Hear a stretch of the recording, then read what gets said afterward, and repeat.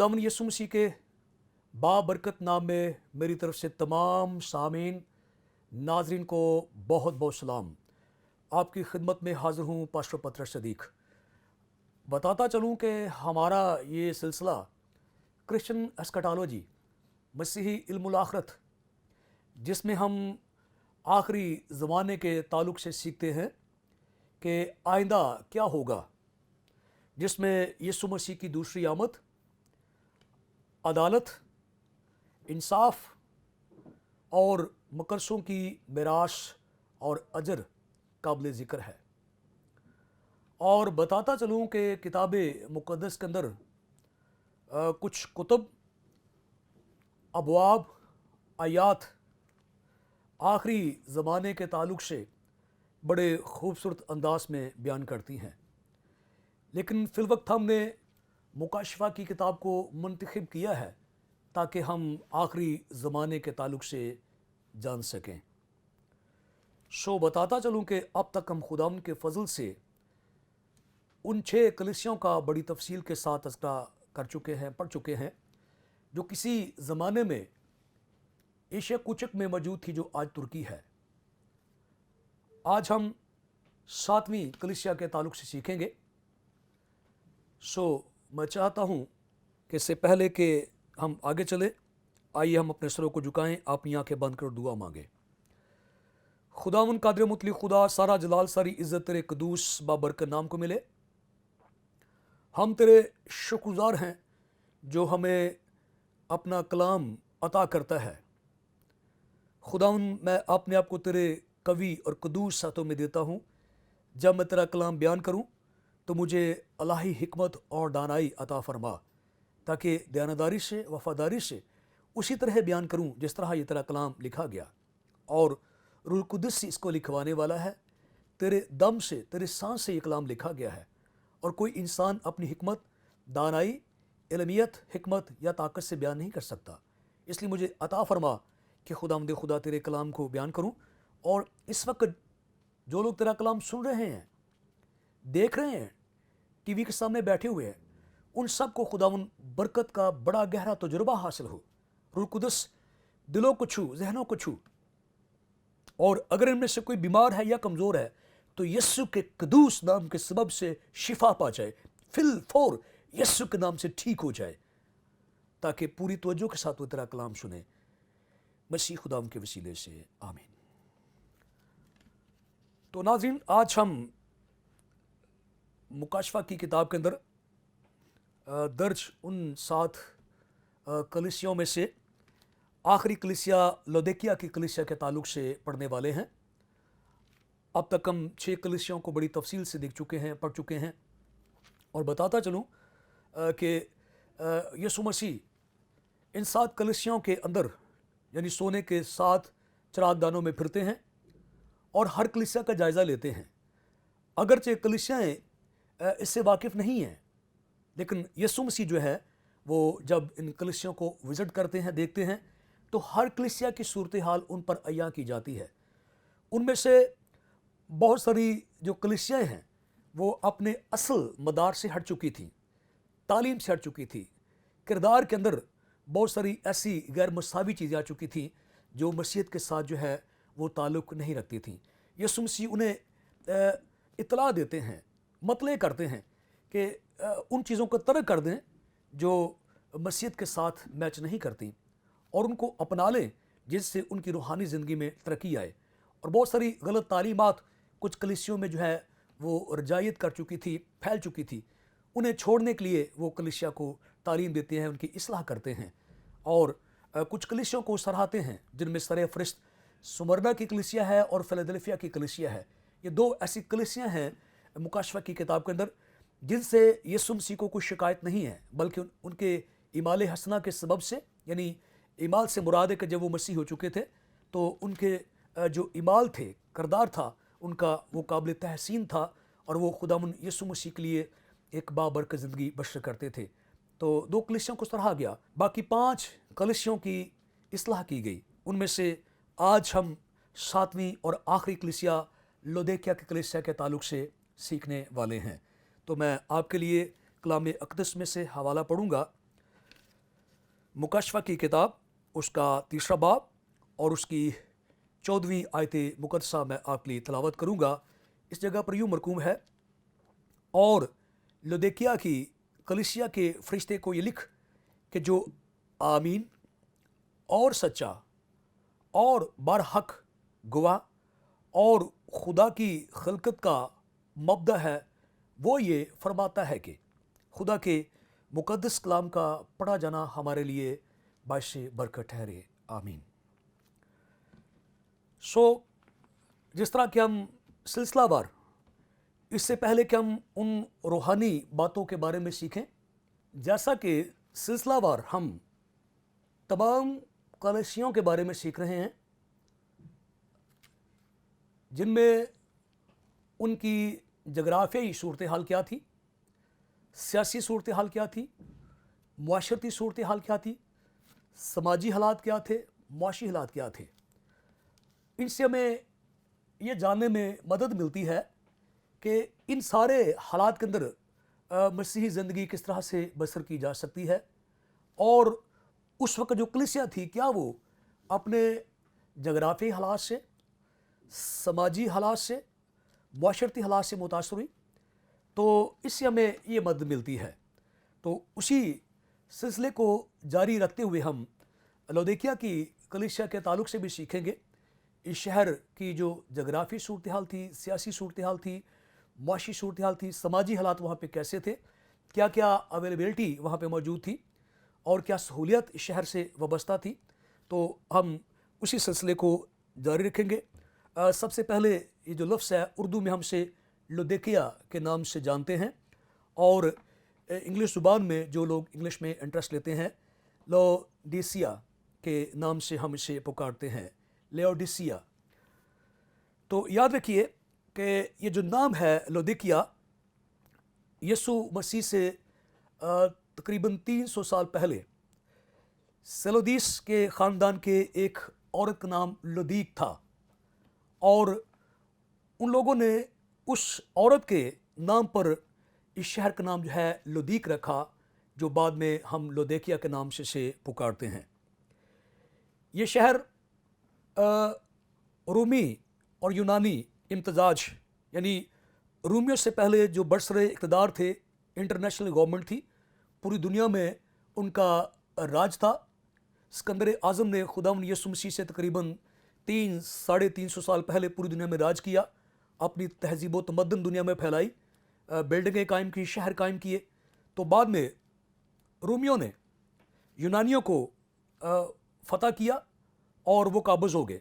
तो यूँ इसे हम रूमी और यूनानी इम्तजाज कहते हैं कि जहाँ पे यूनान की तहजीब भी मौजूद हो और रोम की तहजीब भी मौजूद हो, उनकी गवर्नमेंट्स हो, उनके अदारे हों। तो ऐसा एक मिक्स कल्चर जो होता है उसे रूमी और यूनानी इम्तजाज कहा जाता है। इस तरीके से ये पता चलता है कि इस शहर की क्या अहमियत है। अगर सिकंदर आज़म ने भी उसको बनाया या उसके जानशीनों ने, यूनानी हुकूमत ने भी उसमें इंटरेस्ट लिया और रोम भी इसमें इंटरेस्ट हुआ, तो इसका मतलब है कि वो शहर जो है बड़ी अहमियत का हामिल है। तो इस तरीके से ये जो शहर है लौदीकिया, ये रूमी और यूनानी तहजीब का जो है मरकज़ था, और ये एक वादी थी जिसे लकीस नाम से जाना जाता था। वादी लकीस में ये शहर जो था मौजूद था, जो कि एशिया कूचक यानी तुर्की में आज भी मौजूद है, और ये तुर्की के मगरबी किनारे पर आज भी इस शहर के जो बाकियात हैं वो मौजूद हैं। इस तरीके से इसके दाएं बाएं 2 शहर थे जो खुशहाल शहर थे, जिनमें हेरोप्लस और कुल से 2 शहर थे जिनके साथ लौदीकिया के नहायत ही खुशगवार ताल्लुकात थे, और इनके आपस में बहुत सारे तजारती, सियासी और दीगर ताल्लुकात बड़े मजबूत थे। और पता चलता है कि ये शहर जो है लौदीकिया, ये रोम की शान व शौकत माना जाता था कदीम ज़माने में, क्योंकि इसके बारे में ख्याल किया जाता है कि ये रोम के 7 पहाड़ों पर ये शहर वाक़ था, और इस तरीके से इस शहर की अहमियत जो है वो बहुत ज़्यादा बढ़ जाती है। और तारीख बताती है कि इसमें संगे मरमर के 3 बड़े थिएटर थे जो आज जिन्हें हम सिनेमा भी कह सकते हैं, और एक वसी और लंबी चौड़ी दीवार इस शहर को घेरे हुई थी। कदीम ज़माने में शहरों के तहफ़्फ़ुज़ के लिए एक बड़ी बाउंड्री बनाई जाती थी जिसे फसील कहते हैं, क्योंकि शहरों को तहफ़्फ़ुज़ देने के लिए, मजबूत बनाने के लिए, गैर कौमों की अफवाज से बचाने के लिए शहर के चौगिर्द बाउंड्री बनाई जाती थी। तो इससे शहर की पायदारी का और शहर का तहफ़्फ़ुज़ जो है वो बढ़ता था, और इससे शहर की अहमियत का भी पता चलता था कि उसके अंदर बूदो बाश करने वाले जो लोग हैं वो मालदार है, रुपए पैसे के मालिक है। तो इस तरीके से शहर को जो है वो एक बाउंड्री दी जाती थी जो फसील के नाम से पुकारी जाती थी। अलावा इसके ये शहर कई तरह से मुनाफा बख्श था, यानी यहाँ पे ऐसे बिजनेस थे, कारोबार थे। कहा जाता है कि यहाँ पे बैंकिंग का जो निज़ाम था वो बड़ा मजबूत था यहाँ पर, और यहाँ पे मुख्तलिफ़ किस्म का कपड़ा जो है तैयार होता था। ये टेक्सटाइल इंडस्ट्रियल किस्म का शहर जो है वो माना जाता था। और फिर इस जगह पे मेडिकल कॉलेजेस भी मौजूद थे जहाँ पे बच्चों को मेडिकल के ताल्लुक से पढ़ाया जाता था और उन्हें इस बात की तालीम दी जाती थी। और एक और बात है, यहाँ पे बड़ी अलग किस्म की घास होती थी। ये शहर अपनी ज़रखेज़ी के लिए यानी फसलों के लिए बड़ा मशहूर था, और यहाँ पे काली भेड़ें जो हैं वो बकसरत पाली जाती थी, जिनकी जो ऊन है वो बाद में दीगर शहरों को एक्सपोर्ट की जाती थी।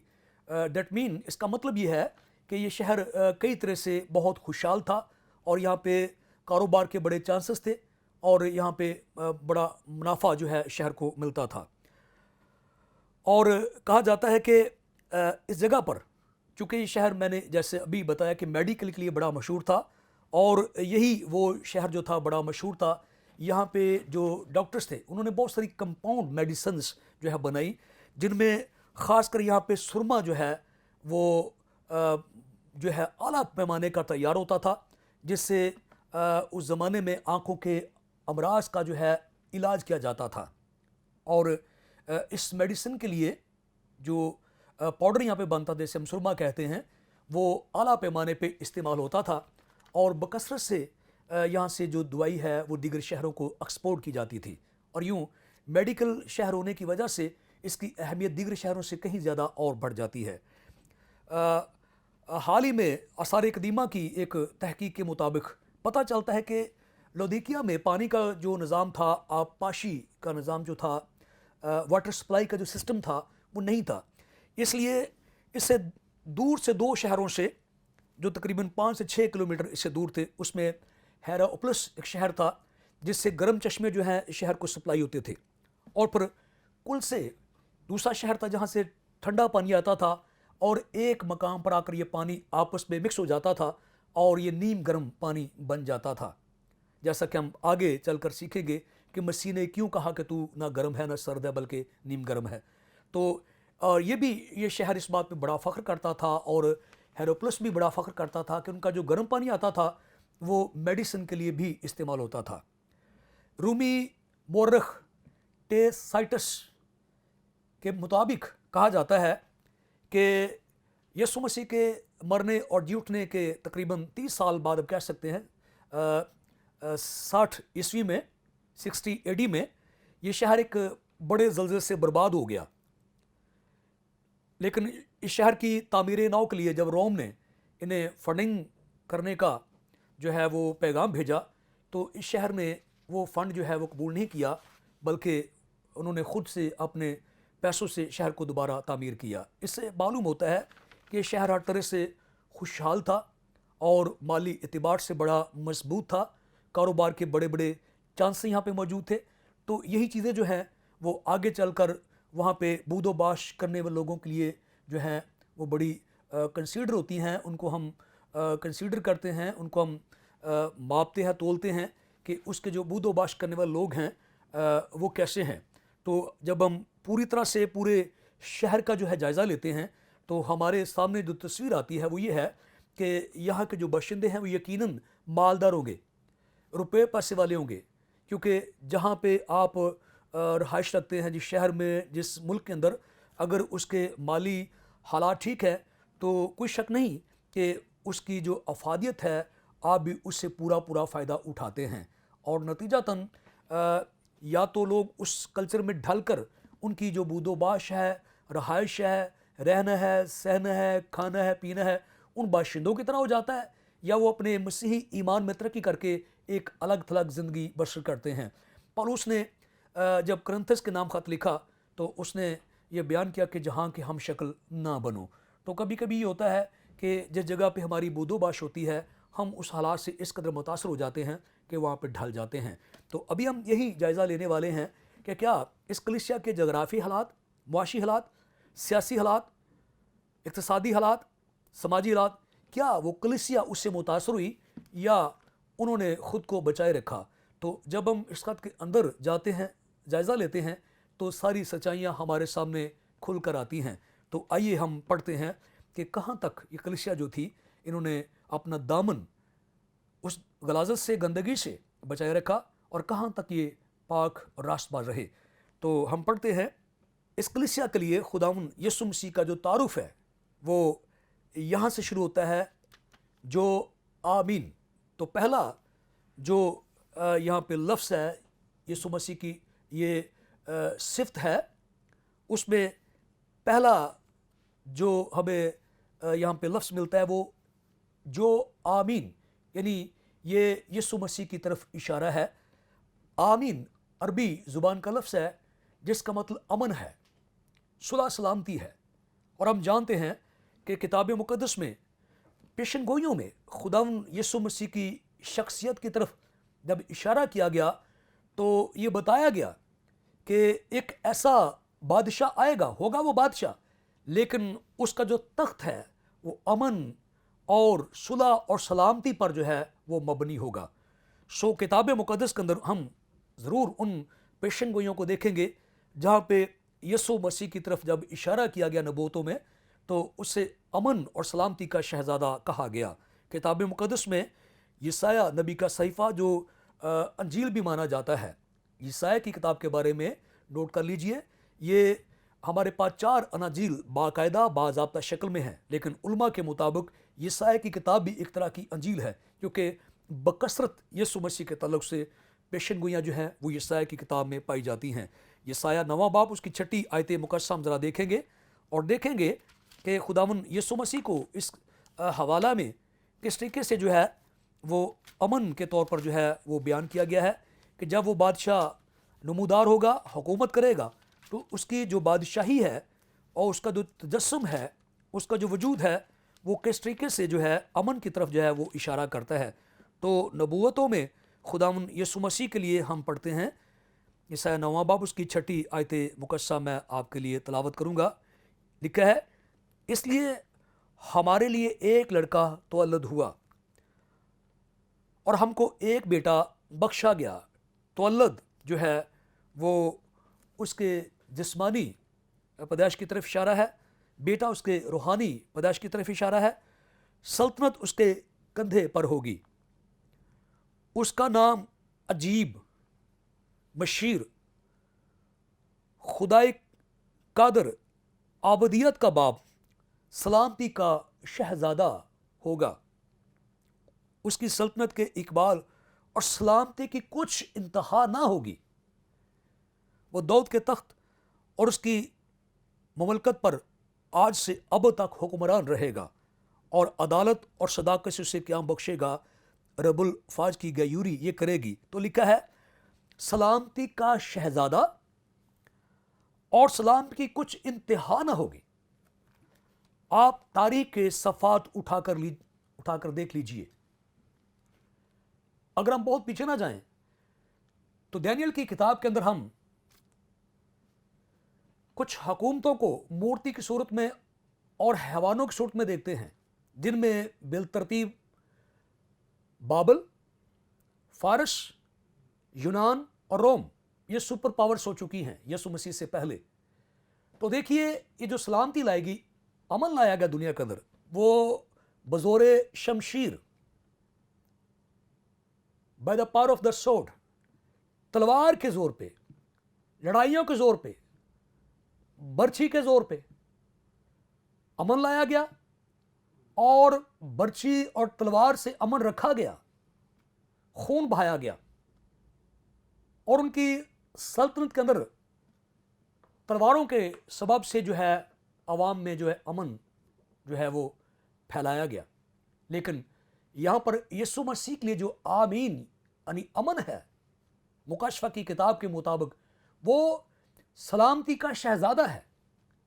और जब पूरी वर्ल्ड के अंदर, जिससे हम टेक्निकली अमनीनियम कहते हैं, 1000 साल बादशाही कहते हैं, जब वो दुनिया में एक मॉडल गवर्नमेंट कायम करेगा, तो अज़्र किताब मुक़द्दस और मुकाशफा की किताब जैसा हम आगे चलकर पढ़ेंगे, 1000 साल बादशाही का एक ऐसा सेटअप यहाँ पे लगाएगा जो यरूशलेम से दुनिया के इंतहा तक होगी, और बगैर जबर के, बगैर तलवार के, बगैर नेज़े के, बगैर किसी असलह के पूरी दुनिया में ऐसा अमन होगा जिसकी मिसाल नहीं मिलेगी।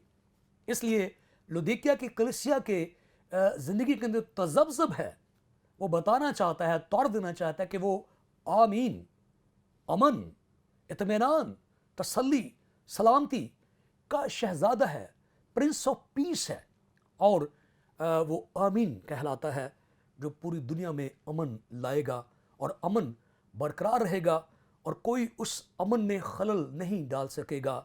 एक ऐसा अमन आगे पर लेकर उसकी इंतहा ना होगी। मान भी लिया जाए कि दुनिया में जितनी गवर्नमेंट्स आई हैं, हुकूमतें आई हैं, उन्होंने किसी भी तरह से अमन कायम रखा, लेकिन ये एक लिमिटेड, महदूद अमन था। इसका एक अरसा था, कोई 100 साल के लिए, कोई 200 साल के लिए, कोई 300 साल के लिए, बिल आखिर वही तबाही बर्बादी जो दुनिया पे मुसल्लत हुई। लेकिन पहली बार दुनिया के अंदर कोई ऐसी हुकूमत जो है वो आएगी, ऐसा सेटअप लगेगा, ऐसी गवर्नमेंट होगी जो पूरी अबदियत में अमन रहेगा। इसके बाद फिर तबाही, बर्बादी, बेचैनी, इस्तराब, डिस्टर्बेंस नामी कोई चीज़ बाकी ना रहेगी। इनफरादी ज़िंदगी से लेकर समाजी ज़िंदगी में इज्तिमाई तौर पर पूरी दुनिया के अंदर ऐसा इत्मीनान, ऐसी तसल्ली, ऐसी सलामती होगी कि ये साया नबी नबूवत में कहता है कि उसकी कुछ इंतहा ना होगी। तो मुकाशफा की किताब में उसका जो तारुफ है, उसकी जो सिफ्त है, वो आमीन, और पहला लफ्ज़ बोलता है लौदीकिया कलीसिया को, जो आमीन, अमन का शहजादा है। वो एक रोज़ पूरी दुनिया पे जो है वो हुकूमत करेगा। वो उन्हें बताना चाहता है कि जो अमन तुम पैसों से, ताकत से, दौलत से, जहन से इकट्ठा कर रहे हो, ये दायमी नहीं है, जाता रहेगा, मिट जाएगा। लेकिन जो आमीन, खुदा की तरफ से सलामती आने वाली है, उसका कभी खात्मा ना होगा। खुदावंद इस कलाम के सबब से हम सबको बरकत बख्शे। आमीन।